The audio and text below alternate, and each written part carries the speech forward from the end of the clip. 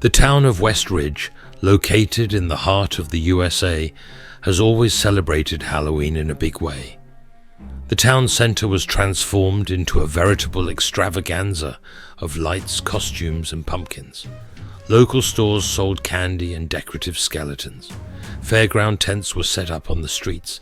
Children and adults alike went around in spooky outfits, having fun and competing for the best costume. This year, however, Halloween was not a holiday, but a nightmare that no one can forget. It all started in the main square of Westridge, in the centre of which stood a huge pumpkin, symbolizing the beginning of the holiday. It had always stood there, as if preserving the ancient traditions of the town, but this year the symbol had taken on a new, sinister meaning. The evening was cool, but the streets of the town were filled with laughter, music, and shouts of delight. 5 friends who had grown up in this town gathered every year on Halloween to spend the night together.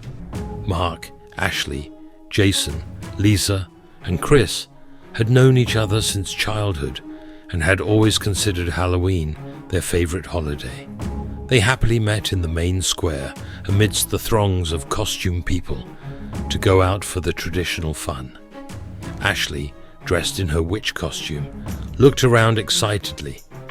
"Guys, this Halloween is awesome. Look at all the decorations."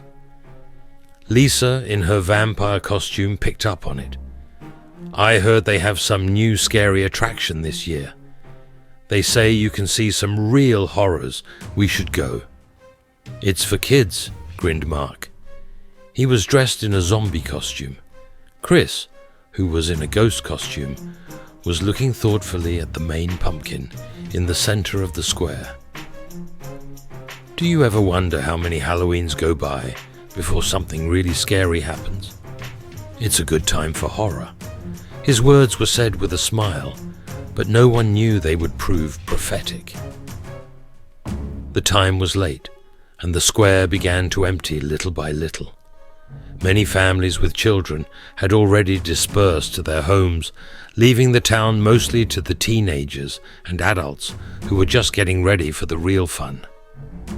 It was when the friends headed towards yet another Fairground hot dog stand that they noticed a strange figure. A man in a black cloak with a huge pumpkin mask on his head was walking slowly across the square. The mask was huge and carved so well that the eyes seemed empty and the mouth a sinister grin. Nothing could be seen beneath the mask, only a shadow. His hands were hidden under the black cloth, and his gait was slow and confident. "Look how cool the costume is." Jason laughed, drawing the others' attention to the stranger. "It's a little creepy," Ashley admitted, looking at the stranger tensely. Mark grinned and shouted toward the figure, "Hey, Mr. Pumpkin, nice mask." The figure stopped abruptly. Everyone froze, expecting the man to say something, or at least react in some way. However, he only slowly turned his head in their direction. For a moment it seemed that the eyes on the mask were glowing from within with a faint fiery light. Then he turned abruptly and continued on his way, disappearing into the crowd. "What a weird guy," Chris muttered. "Maybe he was just trying to scare us." They laughed at the situation and moved on, but soon the fun was replaced by horror. After a few minutes, Lisa noticed that Jason had disappeared. "Where is Jason?" she asked, looking around. They looked around and started looking for him, but he was gone. At first they thought he had just decided to make a joke and hide, but when another 5 minutes passed, they began to worry. Mark suggested that they spread out around the square and look for him. Ashley stumbled into a narrow, dark alley, not far from the square. Stepping out of the light of the street lamps, she walked slowly forward, and her heart beat faster when she smelled a strange odor in the air, the smell of something metallic. There, behind the dumpster, she saw Jason. He was on the ground, not moving. Ashley ran over to him, and then she saw the knife. A huge antique kitchen knife stuck straight through his chest. Blood was still flowing from the wound, soaking the ground. There was a mask of horror on his face. His mouth opened, as if he wanted to scream, but didn't have time. Ashley screamed, recoiling backward. Her scream broke the silence of the night, drawing the attention of the others. When Mark, Lisa, and Chris ran up to the scene, they saw what had happened. Jason was dead. "This can't be happening!" Lisa screamed in despair, falling to her knees. Mark grabbed Ashley by the shoulders. "Who did this? Did you see anyone?" However, Ashley shook her head in denial, unable to utter a word.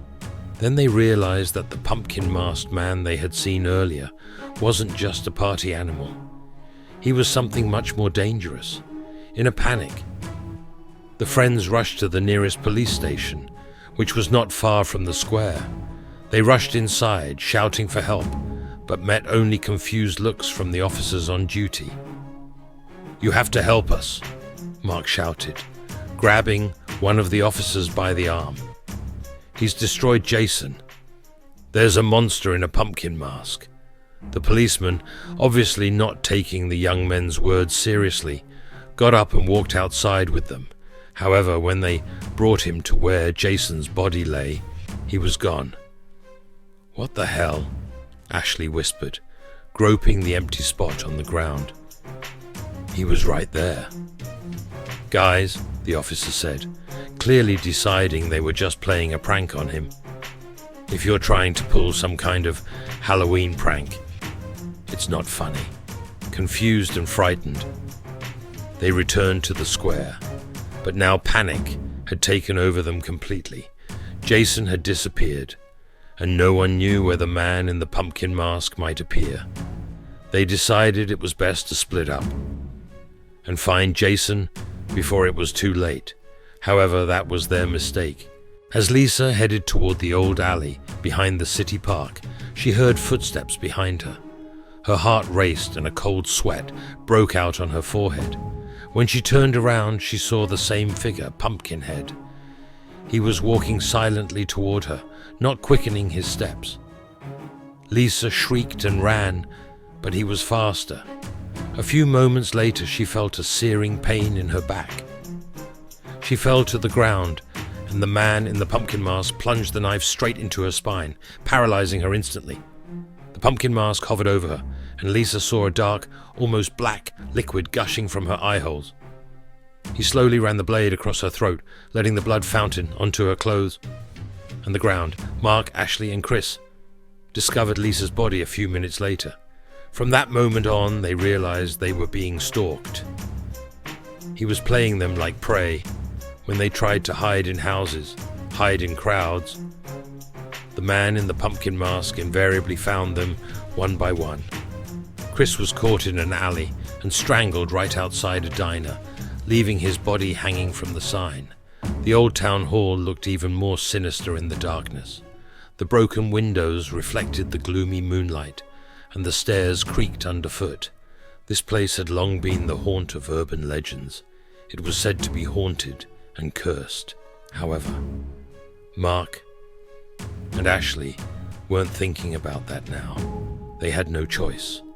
They rushed inside through the old door, which gave way with difficulty, and slammed it shut behind them, leaning on a pile of old wooden boards to block the entrance.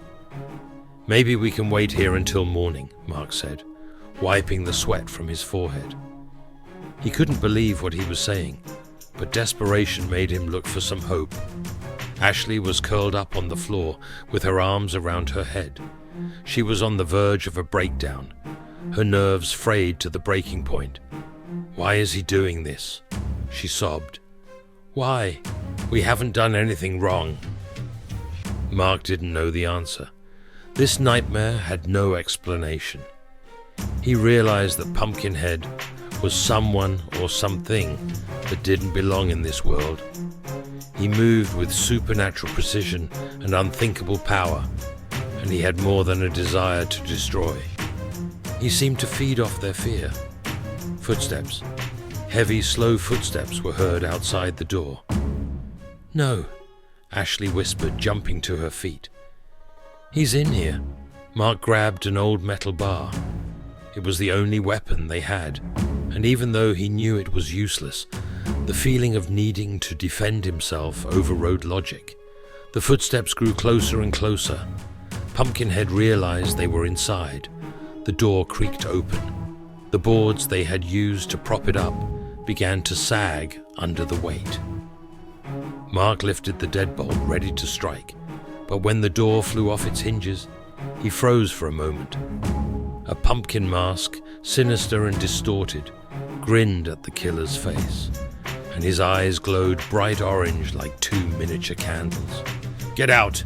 Mark shouted, waving a metal bar. Mark hits him with the metal bar, but that didn't stop the assassin.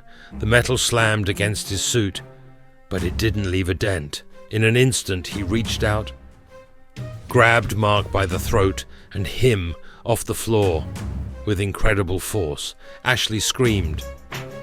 Mark desperately trying to break free, but the villain was too strong. In one motion, he tossed Mark aside, slamming him against the wall.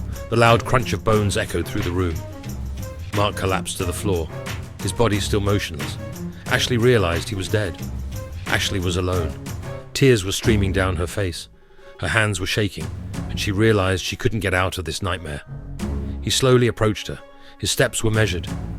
He took his time. He knew she wouldn't run away again. "Please," Ashley whispered, backing up against the wall. "Please don't hurt me." Pumpkinhead paused as if he thought about her words for a moment. However, then, his hands reached for her. Ashley closed her eyes, waiting for the inevitable end. However, instead of the cold metal of the knife, she heard the sound of sirens.